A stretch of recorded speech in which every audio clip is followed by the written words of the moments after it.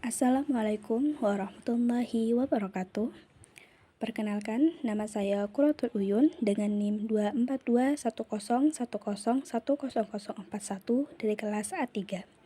Di sini saya akan membahas tentang makalah saya yang berjudul Kehidupan Beragama dalam Masyarakat Pancasila. Di sini saya mengambil 5 rumusan masalah yang ada dalam makalah saya. Yang pertama yakni tentang bagaimana penerapan nilai-nilai Pancasila dalam kehidupan beragama di Indonesia. Yang kedua tentang bagaimana peran agama dalam memperkuat persatuan dan kesatuan dalam masyarakat Pancasila.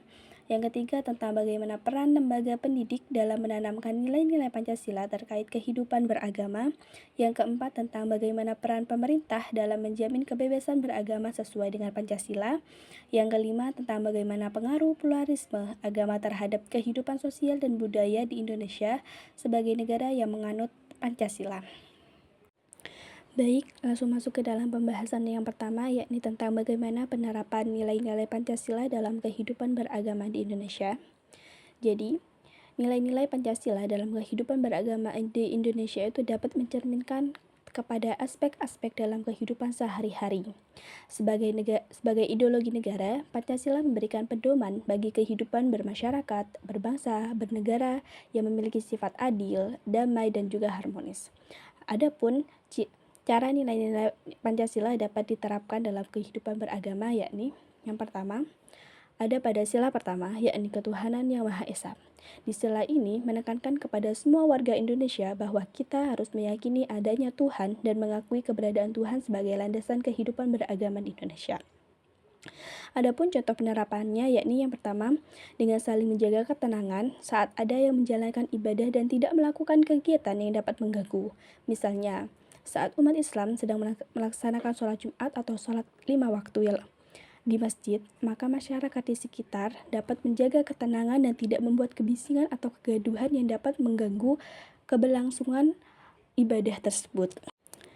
Nah, di sila kedua yakni kemanusiaan yang adil dan beradab. Di sila kedua ini menekankan kepada setiap warga Indonesia tentang pentingnya saling menghormati kepada sesama manusia tanpa perlu membedakan agama, ras, ataupun suku. Dan dapat dilihat dari aspek kehidupan sehari-hari juga yang menekankan kepentingan saling menghargai martabat manusia, bersikap adil, dan dapat memperlakukan sesama dengan penuh kesopanan. Adapun contoh penerapannya yakni dengan saling menolong tanpa perlu memandang perbedaan, seperti jika kita punya tetangga atau teman dan dia sedang mendapatkan musibah, maka kita harus menolongnya tanpa perlu membedakan dia sukunya apa, agamanya apa, rasnya apa, atau status sosial lainnya. Sedangkan di sila ketiga yakni persatuan Indonesia menekankan kembali tentang pentingnya menjaga persatuan dan kesatuan bangsa, termaksud dalam kehidupan beragama seperti saling toleransi, saling menghargai terhadap perbedaan, serta saling kerjasama antar umat beragama untuk menjaga keutuhan bangsa. Masuk ke dalam sila keempat yakni kerakyatan yang dipimpin oleh hikmat kebijaksanaan dalam permusyawaratan perwakilan. Di sila keempat ini menegaskan kembali tentang pentingnya musyawarah dan mufakat dalam kehidupan bermasyarakat, termasuk dalam kehidupan beragama. Adapun sila kelima yakni keadilan sosial bagi seluruh rakyat Indonesia. Sila terakhir ini menekankan tentang pentingnya keadilan sosial termasuk dalam bidang keagamaan. Jadi, sila ini juga mengajarkan tentang pentingnya keadilan dan kesejahteraan sosial bagi seluruh rakyat Indonesia tanpa perlu memandang perbedaan yang ada seperti perbedaan dalam suku, bahasa, ras, agama, dan kebudayaan lainnya. Karena semua orang berhak mendapatkan keadilan sosial yang sama. Baik, masuk ke subbab yang kedua yakni tentang bagaimana peran agama dalam memperkuat persatuan dan kesatuan dalam masyarakat Pancasila. Jadi, agama memiliki peran yang sangat penting dalam kehidupan masyarakat di Indonesia yang majemuk ini. Indonesia sebagai negara yang punya berbagai macam suku, agama, budaya, dan juga bahasa, ini membutuhkan fondasi yang sangat kuat dan juga kokoh agar dapat menjaga persatuan dan kesatuan bangsa. Berikut beberapa penjabaran tentang peran agama dalam memperkuat persatuan dan kesatuan di masyarakat Pancasila. Yang pertama, agama sebagai pendoban moral dan juga etika. Setiap agama itu pasti selalu mengajarkan tentang prinsip-prinsip moral dan juga etika yang mendasari hubungan antar individu. Dalam masyarakat Pancasila, agama mengambil peran sebagai pengaruh untuk menciptakan perilaku yang adil, jujur, dan beradab. Jadi, nilai-nilai ini dapat mendukung sila kedua dalam Pancasila, yaitu kemanusiaan yang adil dan beradab. Yang kedua, mendorong sikap toleransi antar umat beragama. Indonesia diikat oleh sila pertama dalam Pancasila, yaitu ketuhanan yang Maha Esa, yang mengakui keberadaan agama-agama yang berbeda dalam masyarakat. Dalam konteks ini, agama berperan sebagai pendorong sikap toleransi, yakni sikap saling menghargai keyakinan yang dipercayai atau dianut oleh orang lain dan menghindari diskriminasi. Toleransi ini mengajarkan kepada setiap warga atau masyarakat untuk hidup secara berdampingan yang damai tanpa memaksakan keyakinan kepada orang lain. Sikap toleransi inilah yang menjadi kunci dalam menjaga kebinekaan di Indonesia, sehingga perbedaan tadi tidak menjadi pemicu terjadinya sebuah konflik, tetapi justru menjadi kekayaan bangsa Indonesia. Yang ketiga, yakni agama sebagai perekat solidaritas sosial. Ajaran pada setiap agama sangat menekankan tentang pentingnya kepedulian sosial, seperti saling membantu kepada sesama, menolong kepada kaum yang lemah, dan memerangi ketidakadilan. Jadi, nilai-nilai ini sejalan dengan sila kelima dalam Pancasila, yaitu keadilan bagi seluruh rakyat Indonesia. Jadi, agama sebagai perekat dalam solidaritas sosial merupakan sebuah konsep yang merujuk kepada kemampuan agama dalam menyatukan individu-individu dalam masyarakat dengan cara melalui nilai-nilai, norma-norma, dan keyakinan bersama. Jadi, dalam hal ini, agama memainkan peran yang sangat penting dalam menciptakan rasa kebersamaan, memperkuat ikatan sosial, dan mengarahkan perilaku kolektif menuju harmoni dan keseimbangan dalam sosial. Berikut beberapa contoh solidaritas sosial yang berbasis agama. Yang pertama, gotong royong dalam membangun tempat ibadah. Biasanya di Indonesia, masyarakat seringkali bekerja sama untuk membangun atau merenovasi tempat ibadah, seperti masjid, gereja, pura, atau wihara.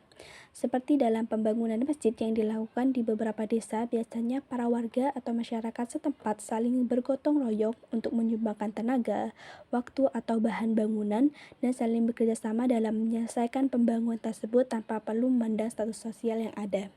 Yang kedua, bakti sosial keagamaan. Banyak sekali organisasi-organisasi keagamaan yang mengadakan kegiatan bakti sosial seperti pembagian sembako, pengobatan gratis, atau pembangunan rumah layak huni bagi masyarakat yang kurang mampu. Seperti NU, yakni Nahdlatul Ulama, dan Muhammadiyah yang sering kali mengadakan kegiatan ini. Yang ketiga adalah tradisi berbagi di bulan Ramadan.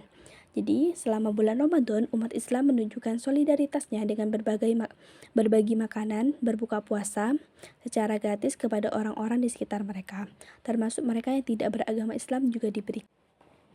Masuk ke subbab yang ketiga, yakni tentang bagaimana peran lembaga pendidikan dalam menanamkan nilai-nilai Pancasila terkait kehidupan beragama.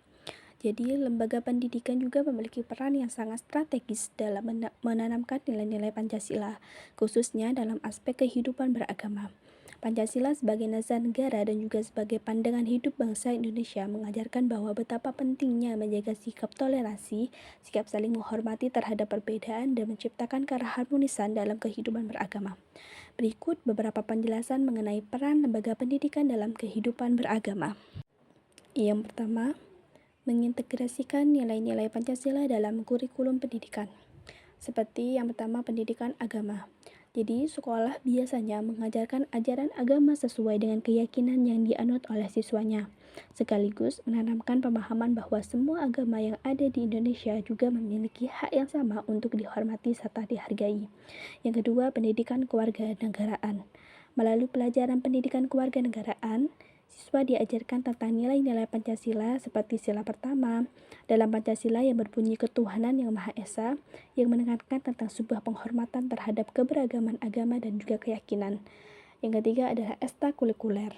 Kegiatan seperti dialog lintas agama dan juga seminar toleransi yang mendukung siswa untuk lebih memahami tentang pentingnya kerukunan dalam beragama.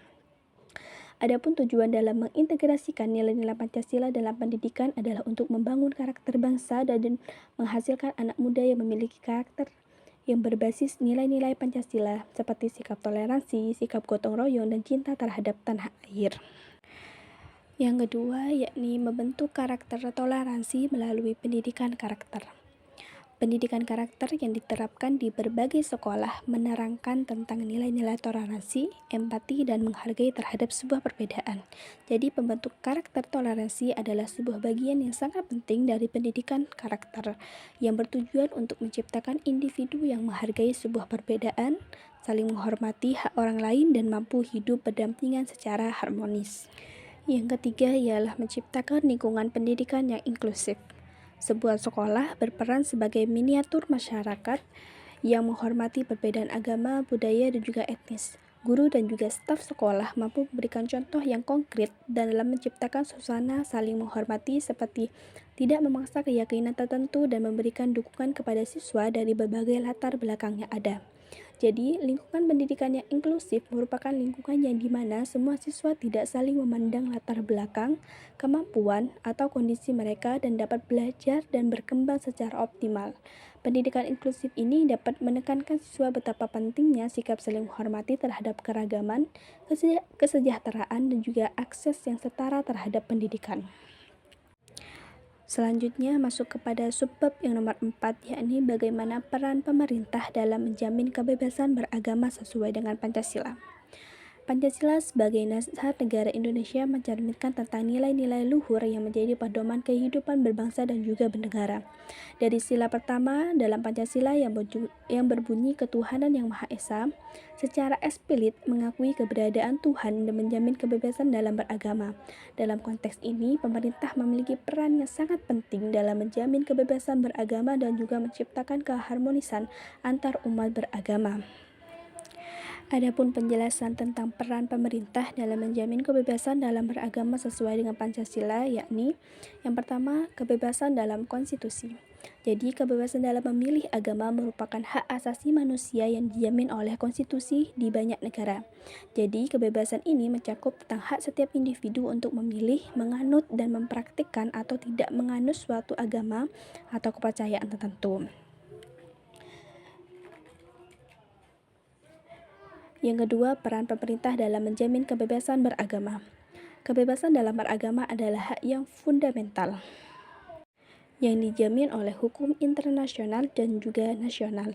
Dalam konteks ini, peran pemerintah itu sangat penting untuk memastikan bahwa setiap individu dapat menjalankan agama atau kepercayaannya tanpa adanya diskriminasi atau ancaman. Yang ketiga adalah tantangan yang dihadapi oleh pemerintah dalam menjamin kebebasan dalam beragama. Meskipun pemerintah memiliki peran yang sangat jelas, namun tetap ada beberapa tantangan yang perlu dihadapi oleh para pemerintah dalam upaya menjamin kebebasan dalam beragama. Yang pertama adalah konflik antar kelompok beragama. Jadi, salah satu faktor utamanya ialah konflik yang sering kali terjadi antar kelompok agama yang dapat memicu diskriminasi, kekerasan, bahkan penganiayaan terhadap kelompok minoritas. Yang kedua adalah kesenjangan dalam penegakan hukum.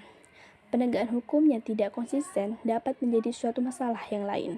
Terkadang pelanggaran tentang kebebasan beragama ini tidak ditangani dengan tegas, terutama jika pelaku memiliki kekuatan dalam politik atau sosial.